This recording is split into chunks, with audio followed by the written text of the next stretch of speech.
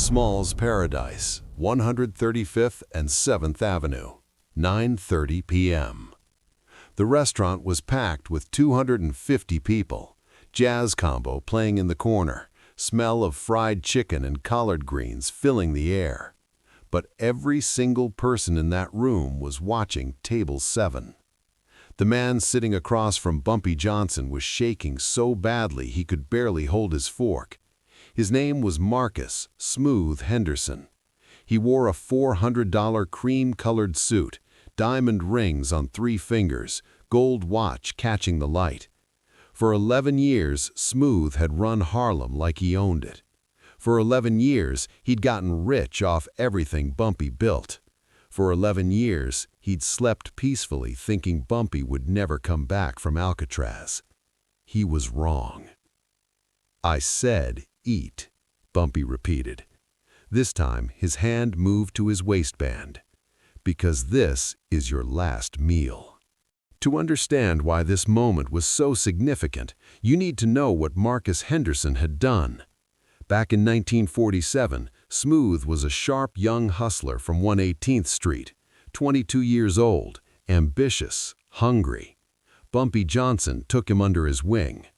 Bumpy was already a legend in Harlem, the man who'd stood up to Dutch Schultz, the one who'd negotiated with Lucky Luciano and lived to tell about it. He controlled the numbers game north of 110th Street, had policy banks running across Harlem, cops on his payroll, respect from everyone who mattered. Bumpy taught Smooth everything: how to run policy banks, how to collect without violence, how to deal with the Italians, how to protect your territory. When Bumpy got arrested in 1952 for conspiracy, he trusted Smooth to hold things together, take care of the organization, send money to his wife, Mamie. For 2 years, Smooth did exactly that. Then the money stopped, the letters stopped, and according to Bumpy's sources, Smooth made a deal with Vito Genovese. He gave up the locations of Bumpy's policy banks, told them which cops were on Bumpy's payroll, revealed where the cash houses were hidden. In exchange, the Italians let Smooth keep 125th Street for himself. While Bumpy counted days in Alcatraz, Smooth built an empire on his mentor's foundation. Every Tuesday and Friday night, Smooth held court at Small's Paradise, Table 7 in the back corner, French cognac, the best ribs in New York City. He drove a midnight blue Cadillac Eldorado, lived in a pet house in Mount Morris Park with a view of Central Park, had 40 men on his payroll. He took everything Bumpy created and claimed it as his own for 11 years. June 7, 1963. Bumpy Johnson walked out of Alcatraz carrying everything he owned in a paper bag. 56 years old now, gray in his hair, 11 years older. But his eyes, those cold, calculating eyes that made strong men nervous, those hadn't changed. Bumpy didn't go home when he arrived in New York, didn't embrace his wife, didn't stop to rest after the 3-day train ride from San Francisco. He went straight to Junie Bird's apartment on 145th Street. Junie was waiting, 63 years old, gray-haired, but loyal to his last breath. "Give me names," Bumpy said, not even sitting down. Junie had a list ready. He'd spent 11 years watching, listening, keeping track. He rattled off 15 names, men who'd gotten rich while Bumpy was locked away, men who'd carved up his territory like he was never coming back. But one name made Bumpy's jaw tighten: Marcus Henderson. Junie told him everything: the deal with Genovese, the betrayal, the money that should have gone to Mamie but never arrived. Bumpy had spent 11 years in Alcatraz thinking about that betrayal. 11 years planning what came next. "Where does he eat?" Bumpy asked. "Small's Paradise, every Friday night, Table 7, shows up at 9 p.m. like clockwork." Bumpy looked at his watch. Friday, 6 p.m. Get me a table right next to his. At 8:50 p.m., Bumpy Johnson walked into Small's Paradise. He was wearing the same charcoal gray suit he'd worn on the train from California. Scuffed shoes, no visible weapon. He looked like a ghost of Harlem's past walking into its present. The restaurant didn't go silent, but conversations shifted. Eyes tracked him. Old-timers recognized him immediately. Younger hustlers who'd only heard the stories whispered to each other, "That's Bumpy Johnson. I thought he was dead. Man got out of Alcatraz 3 days ago." Bumpy sat down at table 8, right next to table 7. Junie Bird was already there, along with Willie Fish Jackson and Raymond Quick Lewis, 3 old-timers who'd stayed loyal. Bumpy sat with his back to the wall, facing the entrance. Old habit, never sit with your back to the door. At exactly 9 p.m., Marcus Smooth Henderson walked in. Dressed in that cream-colored suit with a burgundy tie, diamond rings on 3 fingers, gold watch, 4 bodyguards who looked like they'd never missed a meal. Smooth was laughing about something, holding court, acting like he owned the place. He did own the place, or at least he owned the protection that kept it operating without police raids. That's when Smooth saw Bumpy. He stopped mid-step. The blood drained from his face. His bodyguards noticed the change and followed his gaze. When they saw Bumpy Johnson sitting there, calm as Sunday morning, their hands moved toward their waistbands. Bumpy didn't move, didn't react, just looked at Smooth with those cold, empty eyes. "Marcus," Bumpy said quietly. His voice carried across the restaurant. "Come sit with me." It wasn't a request. Smooth's bodyguards tensed. One of them, a thick-necked enforcer named Leon, stepped forward. "Mr. Henderson doesn't take meetings without—" Junie Bird stood up. He was 6'3" and looked harmless, but the .45 automatic in his hand looked very serious. "The man said sit down," Junie said softly. Suddenly, guns were everywhere. Smooth's 4 bodyguards had their hands inside their jackets. Willie Jackson produced a sawed-off shotgun from under the table. Quick Lewis had a revolver pointed at Leon's chest. The restaurant froze. The jazz combo stopped playing. Waiters backed toward the kitchen. Customers dove under tables. But Bumpy Johnson didn't even blink. "Tell your boys to go home, Marcus," Bumpy said. "This conversation is between you and me." Smooth's mouth opened and closed like a fish. His hands were shaking. He looked at his bodyguards, looked at the guns, looked at Bumpy's calm, terrifying face. "Go," Smooth whispered to his crew. "Boss," Leon started. "I said go." The bodyguards backed toward the door, hands still on their weapons, eyes locked on Junie's .45. They didn't want to leave, but they also didn't want to die in Small's paradise on a Friday night. When they were gone, Bumpy gestured to the empty chair across from him. "Sit." Marcus Henderson sat. Bumpy signaled a waiter. The young man approached nervously, avoiding eye contact. "Bring us a plate of ribs, the good ones, and 2 glasses of bourbon." The waiter practically ran to the kitchen. The restaurant was dead silent now. 250 people frozen in place, watching table 8 like it was a stage. Even the kitchen staff had stopped cooking. Everyone knew what was happening. Everyone knew this was history. The food arrived. Full plate of ribs, still steaming, glazed with sauce. 2 glasses of bourbon. Then the waiter disappeared. Bumpy pushed the plate toward Smooth. "Eat," he said. Smooth stared at the ribs like they were poisoned.